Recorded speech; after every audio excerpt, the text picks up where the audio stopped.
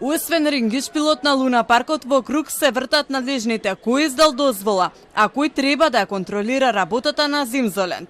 По реакциите на околните жители, Телма се обрати до организаторот на забавниот парк, кој потврди дека имал договор за закуп и известување за работа од општина Аеродром.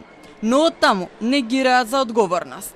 Градоначалникот на општина Аеродром Дејан Митевски вели дека станува збор за приватен објект и тие како општина можеле само да му укажат да го среди просторот да не биде запуштен.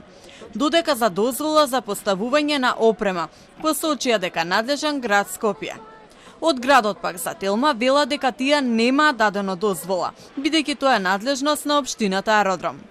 А додека одговорните бегаат од одговорност, не стимнува атмосферата. Музика и детска смеја во Зимзоленд. Немалите уживаат и велат дека сакаат пак да дојдат.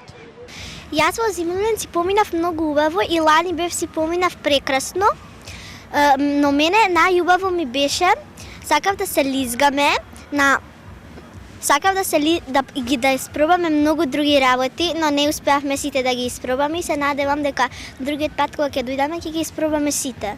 Им препорачам на моите другарчиња од училиште и на моите другарки од надвор или комши, ќе им препорачам да дојдат овде и се да испробаат.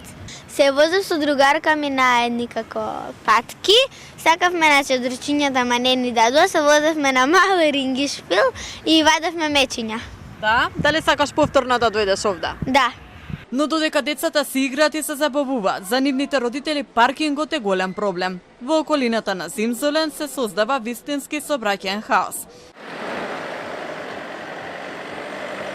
Возила паркирани по тротоарите, по коловозните ленти, па дури на тревникот кај детското игралиште. Станарите од околните згради алармираат дека паркинзите им се блокирани и дека навечер не можат ниту да влезат во сопствените мала. Во МВР поставивме прашања дали дел од возачите се казнети и како планираат да се справат со хаосот, но за сега нема одговор. Зимскиот парк ќе работи до почетокот на јануари.